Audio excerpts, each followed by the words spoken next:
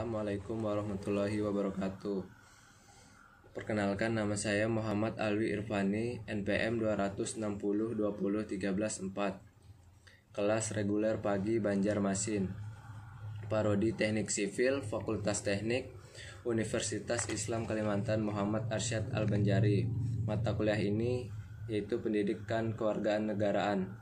Dosen pengajar yaitu Dr. Haji Sulastini MSI. Saya akan menjelaskan PowerPoint saya, yaitu bab 5 tentang nilai dan norma konstitusional UUD 1945, dinamika dan tantangan. Berikut PPT-nya yang akan saya jelaskan. Bab 5, nilai dan norma konstitusional UUD RI 1945, dinamika dan tantangan. A. Pengertian negara. Secara historis, pengertian negara senantiasa berkembang sesuai dengan kondisi masyarakat adat saat itu. Pada zaman Yunani kuno, para ahli filsafat negara merumuskan pengertian negara secara beragam. Aristoteles yang hidup pada tahun 384 sampai dengan 322 SM merumuskan negara dalam bukunya Politika yang disebutnya sebagai negara polis, yang pada saat itu asih dipahami negara masih dalam suatu wilayah yang kecil. Dalam pengertian itu, negara disebut sebagai negara hukum yang di dalamnya terdapat sejumlah warga negara yang ikut dalam permusyawaratan.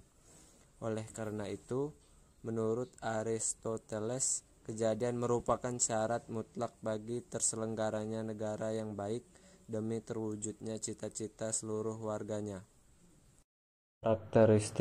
Karakteristik negara Indonesia memiliki suatu identitas untuk melambangkan keagungan suatu negara, seperti negara Indonesia yang memiliki identitas yang dapat menjadi penciri atau pengembangan jati diri bangsa Indonesia.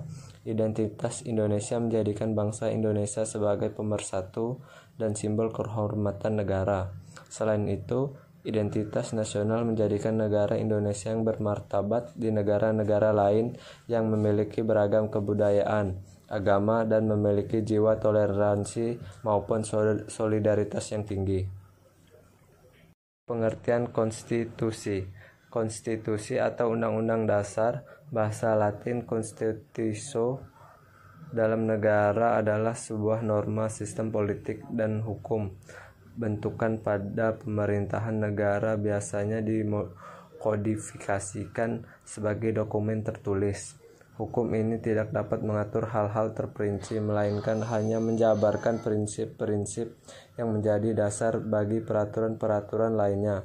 Dalam kasus bentukan negara, konstitusi memuat aturan dan prinsip-prinsip entitas politik dan hukum. Istilah ini merujuk secara khusus untuk menetapkan konstitusi nasional sebagai prinsip-prinsip dasar politik.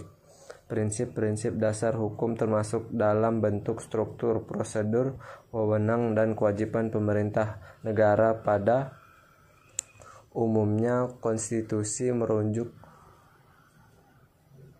pada pinjaman hak kepada warga masyarakatnya. Istilah konstitusi dapat diterapkan kepada seluruh hukum yang mengidentifikasikan fungsi pemerintahan negara. Terdapat beberapa definisi konstitusi daripada ahli. Herm Heller membagi pengertian konstitusi menjadi 3, yaitu 1. Konstitusi dalam pengertian politik. Sosiologi konstitusi mencerminkan kehidupan politik di dalam masyarakat sebagai suatu kenyataan. Konstitusi merupakan suatu kesatuan kaidah yang hidup dalam masyarakat, yang selanjutnya dijadikan satu kesatuan kaidah yang hidup dalam masyarakat, yang selanjutnya dijadikan satu kesatuan hukum. Konstitusi dalam hal ini sudah mengandung pengertian yuridis. Konstitusi atau undang-undang dapat dianggap sebagai perwujudan dari hukum tertinggi yang harus ditaati oleh negara dan pejabat-pejabat negara sekalipun. Hal ini sesuai dengan dalil government by the law, not by men. Pemerintahan berdasarkan hukum, bukan oleh manusia. C. Undang-Undang Dasar 1945 sebagai Konstitusi Negara Indonesia.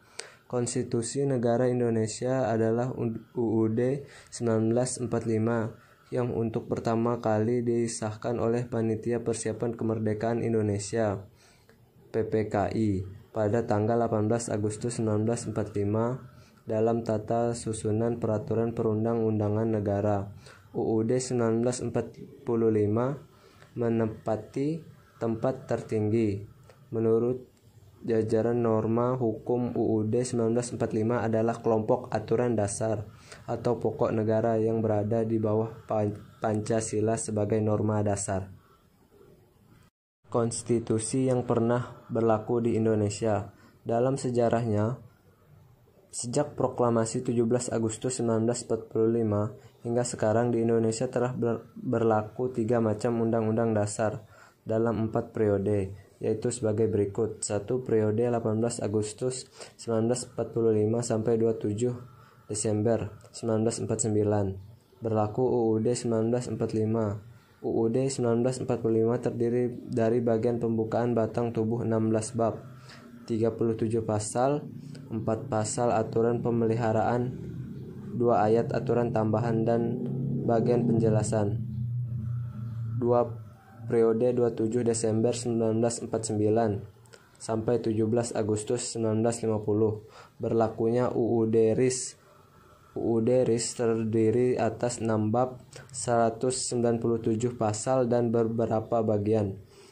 3 periode 17 Agustus 1959 sampai 5 Juli 1959. Berlaku UUDS 1950 terdiri atas 16 bab, 146 pasal dan beberapa bagian. 4 periode 5 Juni 1959. Sekarang kembali berlaku UUD 1945. Argumen tentang dinamika dan tantangan konstitusi dalam kehidupan berbangsa negara Indonesia. Menengok pelajaran sejarah Indonesia merdeka, ternyata telah terjadi dinamika ketatanegaraan seiring berubahnya konstitusi atau undang-undang dasar yang diberlakukan. Setelah ditetapkan 1 hari setelah proklamasi kemerdekaan, UUD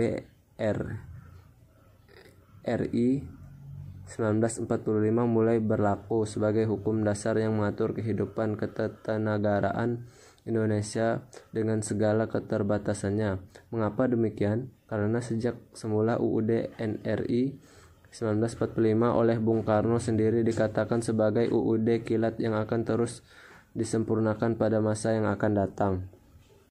Dalam perkembangannya, tuntunan perubahan UUD NRI 1945 menjadi kebutuhan bersama bangsa Indonesia. Berdasarkan hal itu, MPR hasil pemilu 1999 sesuai dengan kewarganegaraan yang diatur dalam pasal 37 UUD NRI 1945 melakukan perubahan secara bertahap dan sistematis dalam 4 kali perubahan, yakni A. Perubahan pertama pada sidang umum MPR 1999. B. Perubahan kedua pada sidang tahunan MPR tahun 2000. C. Perubahan ketiga pada sidang tahunan MPR 2001. D. Perubahan keempat pada sidang tahunan MPR 2002. Sekian presentasi yang dapat saya sampaikan, kurang dan lebihnya saya mohon maaf. Wassalamualaikum warahmatullahi wabarakatuh.